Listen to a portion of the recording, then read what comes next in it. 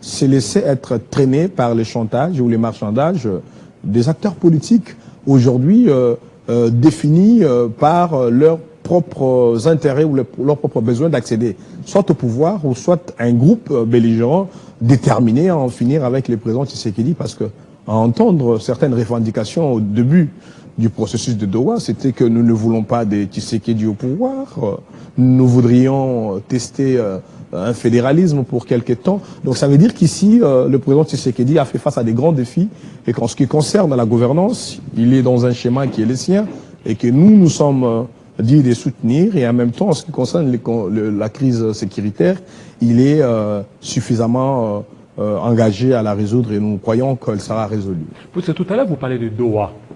Parlons-en. Doha, c'est prévu la reprise de pourparlers le 8. Ça n'a pas été.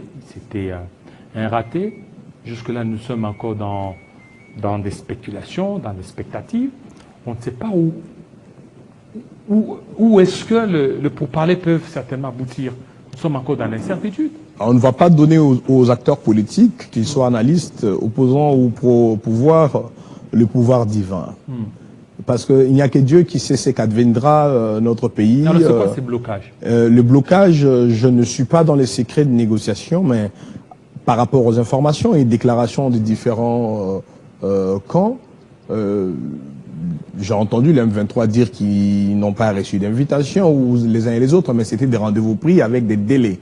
Mais en vrai, c'est ce qu'il faut dire ici, en tant que Congolais, nos compatriotes qui sont aujourd'hui dans la belligérance ne sont pas très favorables au processus de Doha, parce qu'ils savent que, à ce point de vue, le président Tshisekedi est parti en position de supériorité. Vous comprendrez qu'après les signatures de l'accord de principe, M23, AFC a organisé une grande conférence à Goma pour se rebuffer. Et ensuite, il y a eu récemment ce qu'ils ont considéré comme une nouvelle restitution à Bukavu. Ça veut dire que la logique, l'esprit des textes de l'accord de principe et les propos des restitutions présentés par les belligérants ne corroborent pas. Ils sont alliés parce que les États-Unis, parce que le Qatar, parce que l'administration Trump a imposé cette voie. Et de dessous des cartes, je suis le premier à vous avoir dit ici, je crois au mois de mai, on avait eu un entretien, je vous avais dit que les revendications de belligérants à Doha frisent un besoin imminent de balkaniser notre pays. Et démontrent que ces derniers, bien que des compatriotes, sont au service des puissances étrangères.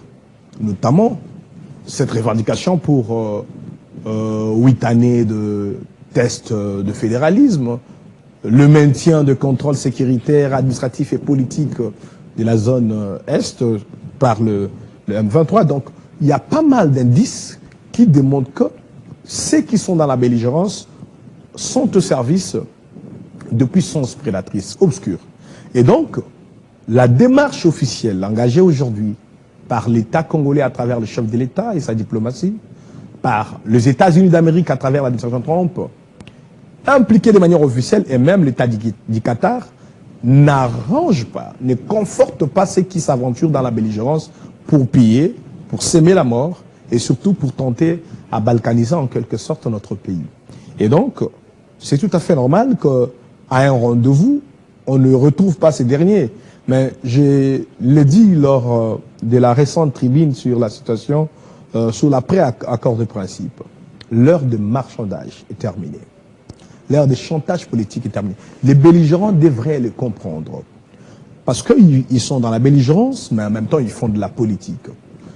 La démarche aujourd'hui engagée par le président Tshisekedi, avec son homologue Donald Trump, l'implication des États-Unis d'Amérique et l'État du Doha démontre clairement que... Est-ce que c'est sincère? Parce que Doha vient de signer un accord militaire avec le Rwanda. Non mais écoutez, il ne faudrait pas mélanger le deux.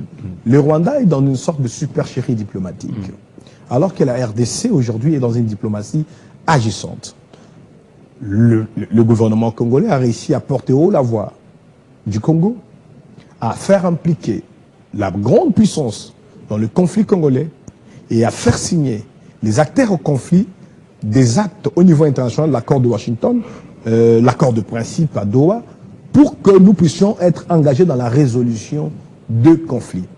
Ce qui a été reconnu, l'intangibilité du territoire, la souveraineté du Congo, la légitimité et la constitutionnalité des autorités congolaises, notamment le chef de l'État, qui était en quelque sorte remis en cause en ce moment. Ça veut dire qu'aujourd'hui déjà, sur le plan de résultats, parce que la diplomatie, c'est un jeu de résultats, mais aussi un processus de rapprochement des camps ou de partis.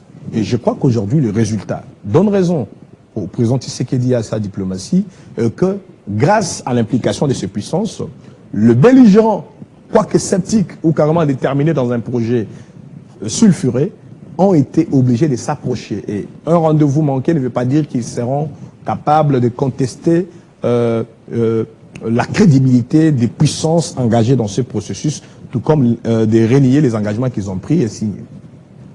Alors, maintenant, pourquoi aujourd'hui vous ne tenez pas compte des accords militaires qui ont été signés entre le Rwanda et le Qatar?